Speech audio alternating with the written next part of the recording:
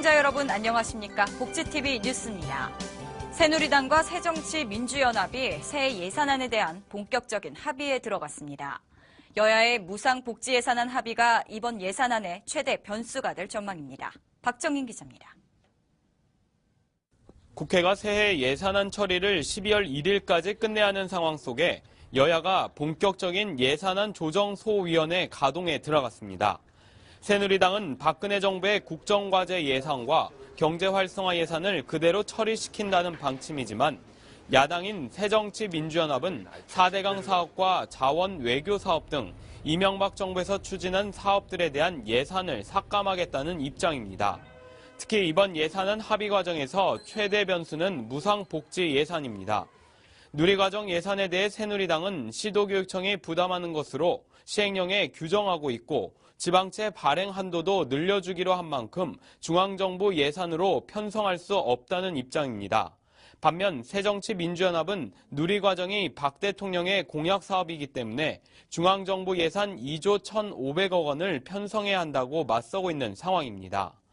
올해부터는 예산안이 11월 말까지 예결위를 통과하지 못할 경우 12월 1일 정부 원안이 국회 본회의에 자동 부의됩니다. 무상복지 예산에 대한 여야의 양보 없는 충돌이 어떤 결론을 내릴지 주목됩니다. 복지TV 뉴스 박정인입니다. 발달장애인의 권리 보장과 사회적 지원은 어떻게 이루어져야 할 것인가에 대해 외국의 사례를 듣고 함께 공유하는 국제포럼이 열렸습니다. 김지환 기자입니다. 내년 7월 발달장애인 권리보장 및 지원에 관한 법률의 시행을 앞두고 발달장애인을 위한 사회적 지원의 외국 사례를 공유하는 자리가 마련됐습니다. 지난 14일 한국장애인 개발원이 서울 여의도 이룸센터에서 발달장애인의 권리보호 및 사회적 지원에 대한 국제 동향을 주제로 국제포럼을 연 가운데 미국과 일본, 호주 등의 관련 제도들이 소개됐습니다. 이 자리에서 개인별 지원에 있어 발달장애인 당사자의 참여와 선택권을 중시하고 있는 미국의 제도를 소개한 캐시 피커 테릴 미국 대통령 직속 발달장애인위원회 전 위원회 발표에 국내 관계자들이 큰 관심을 보였습니다. 특히 중앙장애아동 발달장애인 지원센터 최복천 센터장은 정해진 기준에 따라 지원을 받는 한국 사회 속의 개인별 지원이 형식화된 문서로만 남을 수 있다며 구체적인 계획 수립 방안과 당사자의 이야기를 충분히 반영할 수 있는 철학적 접근의 제도화를 당부했습니다. 복지TV 뉴스 김지환입니다. 국내 취업자 100명 가운데 8명은 시간제 근로자인 것으로 나타났습니다. 통계청 조사 결과 지난 8월 기준 시간제 근로자는 203만 명으로 지난해 같은 기간보다 8% 증가했으며 전체 취업자 중 시간제 근로자의 비중은 2004년 4.8%에서 올해 7.9%로 상승했습니다. 또 전체 근로자 중 남성은 4%, 여성은 13%가 시간제 근로를 하고 있었으며 연령별로는 60대 이상이 28%, 20대가 21%로 노년층과 청년층이 시간제 근로자의 절반을 차지했습니다. 전문가들은 정부가 일자리를 늘리기 위해 단시간 근로 장려에 나서 시간제 일자리가 증가한 것으로 분석했습니다. 간접 고용 형태로 일하는 근로자는 직장 어린이집의 혜택을 보지 못하는 것으로 나타나 이중차별 논란이 벌어지고 있습니다. 현행 영유아 보육법에 따르면 상시 여성 근로자 300명 이상 또는 상시 근로자 500명 이상을 고용한 사업장은 직장 어린이집을 설치하도록 규정하고 있습니다. 하지만 파견이나 도급, 위임 등 간접 고용 근로자는 같은 사업장에 근무하더라도 해당 사업장의 근로자에 포함되지 않아 간접 고용 근로자가 많은 사업장은 직장 어린이집 설치 의무 대상에서 빠져 있었습니다. 이에 국회 환경노동위원회 장하나 의원은 이 같은 내용을 개선하는 영유아 보육법 개정안을 발의했으며 아직 국회에 계류 중이어서 이번 정기국회에서 통과될지 주목되고 있습니다. 가구당 빚이 꾸준히 늘어 평균 부채가 6천만 원에 이르렀습니다. 특히 청년과 노년층의 가계부채가 증가세를 보이고 있습니다. 통계청과 한국은행, 금융감독원에 따르면 올 3월 기준 우리나라 가구당 부채는 5,994만 원으로 지난해 같은 기간보다 2.3% 늘었습니다. 특히 최근 전셋값이 오르면서 전세살이 금융부채가 5,007만 원으로 지난해보다 8.1% 상승했으며 40대와 50대의 부채 보유액은 소폭 줄었지만 30대 가구주 빚은 7%, 30세 미만 가구주는 11.2%, 60세 이상 노령층도 4.1% 증가해 취약계층의 부채 증가율이 가파른 것으로 나타났습니다. 이를 통해 사회 구성원으로서 당당한 발걸음을 내디디려 하지만 장애인 취업 결코 쉽지만은 않은데요. 경북 포항에서 의미 있는 박람회가 열렸습니다. 박성호 기자입니다. 지난 14일 포항시청에서는 2014 장애인 취업 및 생산품 홍보 판매 박람회가 성황리에 열렸습니다. 이날 행사는 포항시가 주최하고 복지TV 포항방송이 주관했으며 구인업체로 제조업, 이화직, 관리직, 복지 분야 등 27개사가 생산품과 먹거리 판매에는 14개 장애인 생산시설과 단체가 참여했습니다. 가장 중요한 것은 우리 장애인들이 실제적으로 취업을 하는 게 가장 중요하겠죠. 이런 행사를 통해서 우리 지역 장애인들이 일자리가 많이 안정될 수 있는 기회가 됐으면 참 좋겠습니다. 이번 행사는 구직의 어려움을 겪고 있는 장애인들과 기업을 매칭해 일자리를 제공하여 장애인들의 자립 기반 조성을 돕는 행사로 마련됐으며 총 270여 명이 구직을 신청했습니다. 장애인을 위한 우리가 행사를 이렇게 할 때마다 장애인들이 적극적으로 좀 참여하시고, 포항이면은 철강 도시인데 철강공단에 대한 업체들이 참여도가 너무 미흡한 게 상당히 아쉬움으로 남는다면, 생산품과 먹거리 판매에도 장애인과 시민 800여 명이 몰려 성황을 이뤘으며, 이번 박람회는 포항시 노인장애인 복지과의 철저한 준비로 구직자와 구인기업 모두에게 만족도가 높은 행사가 되었습니다. 비록 장애가 있더라도 자기가 할 수 있다는 생각만 할 수 있으면 어디든 도전할 수 있다고 생각하고 있거든요. 그러니까 절대로 절망은 하지 마시고 어떤 것이든지 좀 부딪혀 봤으면 좋겠습니다. 포항에서 복지TV 뉴스 박성호입니다.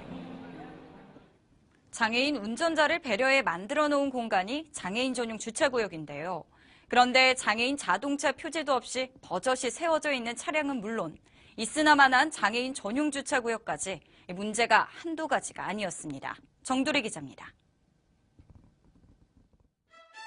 이동약자를 배려하고 이동권을 보장하기 위해 만들어진 장애인 전용 주차구역제도. 장애인에게 우선적으로 통행의 기회를 제공하고 보행이 불편한 이들의 주차 편의를 위해 만들어진 것인데요. 그러나 정작 장애인들은 이용하지 못해 불편을 겪고 있습니다.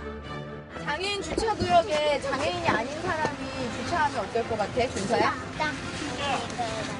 왜 주차하면 안 될 것 같아? 그냥 장애인 불편해. 장애인이 불편해. 장애인들이 불편해하고 있습니다. 누구를 위한 주차구역일까요?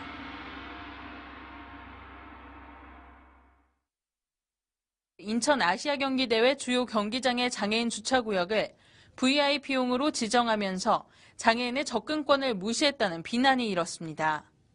당시 조직위는 언론 보도 등의 질타가 이어지자 해당 주차구역에 VIP용 표지판을 떼고 장애인 주차를 허용했지만 편의만을 생각하는 대회 운영에 논란이 계속된 바 있습니다. 이처럼 제도 취지를 잃은 채 운영되거나 나만 아니면 되겠지라는 잘못된 인식 속에 비일비재하게 지켜지지 않고 있는 장애인 전용 주차구역. 사람들은 쉽게 넓은 공간과 가까운 위치에 편리한 주차구역이라고 생각하겠지만 법에 분명히 명시된 장애인을 위한 전용 주차구역입니다.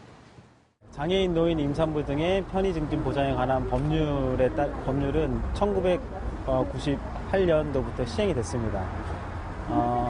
그 내용에 이제 장애인 전용 주차구역이 있는데요. 일반 주차구역은 2.3에 5m로 되어 있습니다. 그런데 장애인 전용 주차구역의 크기는 폭이 3.3m에 5m로 되어 있거든요. 일반 주차구역에 비해 폭이 1m 이상 넓은 주차구역은 보행에 불편이 있거나 휠체어 등을 이용해 충분한 공간이 필요한 장애인들이 법적으로 보장받고 있는 권리입니다. 또 건축물 출입구 가장 가까운 곳에 설치된 이유 역시 이동거리를 최소화하기 위한 규정인데요. 그러나 대부분의 공공시설, 대형마트, 휴게소 앞 장애인 주차구역에서는 출입구가 가깝다는 이유로 잠깐이면 되겠지라는 짧은 생각 때문에 불법 주차된 차량을 어렵지 않게 만날 수 있습니다. 지금 그 장애인 주차 표지판이요. 지금 보호자용으로 되어 있거든요. 혹시 지금 그 본인분은 아니시죠? 네, 할머니가 탑승하고 계시는 거예요. 아, 그러면 지금 할머니분이 같이 탑승을 하셨나요?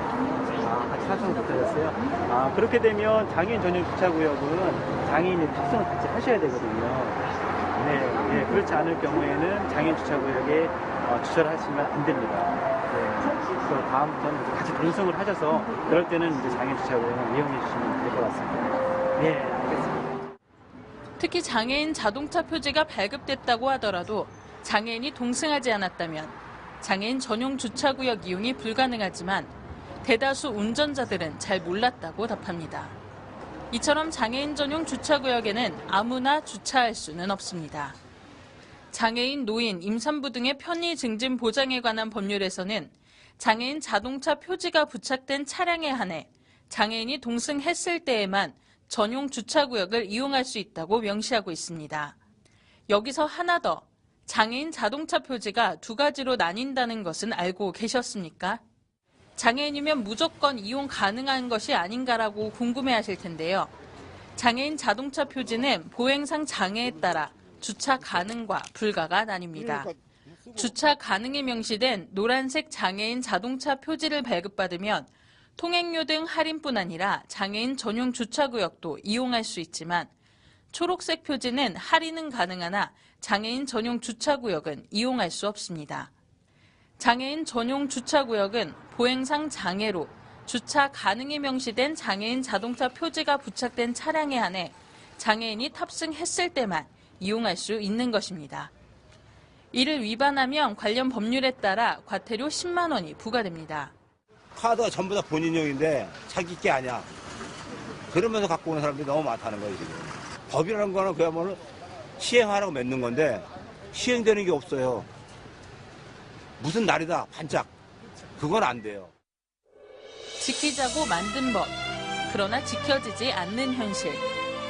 우리 스스로 법을 지키고 장애인을 위한 이동권 보장의 취지를 생활 속에서 실천해야 합니다. 장애인 아닌데도 주차하는 사람들한테 뭐 해주고 싶은 말 있어? 그러면 장애인이 불편하다. 장애인이 불편해.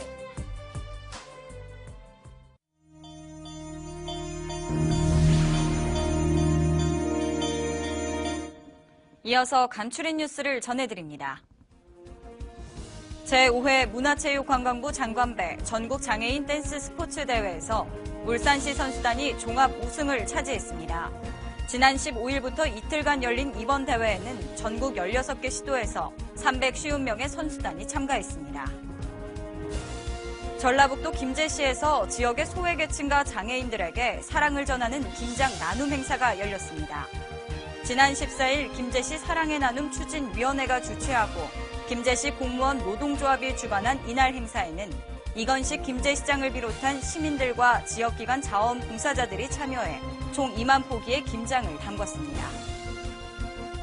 광주광역시 빛고을 장애인 자립생활센터가 제17회 중증장애인 자립생활 실천 결의대회를 가졌습니다. 결의대회는 중증장애인의 자립생활 역량 강화와 사회통합에 기여하기 위해 매년 열리고 있습니다. 이날 행사에는 장애인단체 관계자를 비롯한 지역 장애인과 가족, 주민 등 200여 명이 참가했으며 기념식과 축하 공연, 장기자랑 등이 이어졌습니다. 서울시립 북부장애인 종합복지관이 제4회 장애인 취업정보 박람회 취업업 라이프업을 개최했습니다. 이번 박람회는 서울 동북부 지역과 경기도 북부 지역의 구직장애인과 장애인 채용 희망기업 간의 정보를 제공하고자 마련됐으며 30여 개 기관이 참가했습니다. 이야기가 있는 시간, 오늘의 한 컷입니다.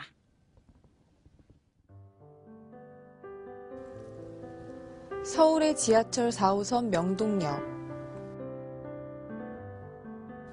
명동 번화가와 이어지는 지하철 입구에는 교통약자를 위한 출입문이 분명 설치되어 있습니다.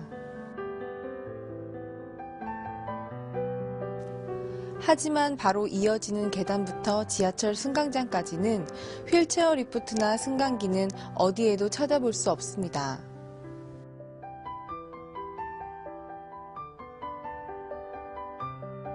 수많은 인파가 오고 가는 명동역에서 장애인을 비롯한 교통약자를 찾아볼 수 없는 가장 큰 이유는 무엇일까요? 지하철은 특정인만을 위한 대중교통수단이 아닙니다. 그야말로 대다수의 사람들이 이용하는 교통수단이죠. 장애인을 비롯한 교통약자도 누구나 어렵지 않게 이용할 수 있는 대중교통으로 탈바꿈해야 할 것입니다. 이상으로 복지TV 뉴스를 마칩니다. 시청해주신 여러분 고맙습니다.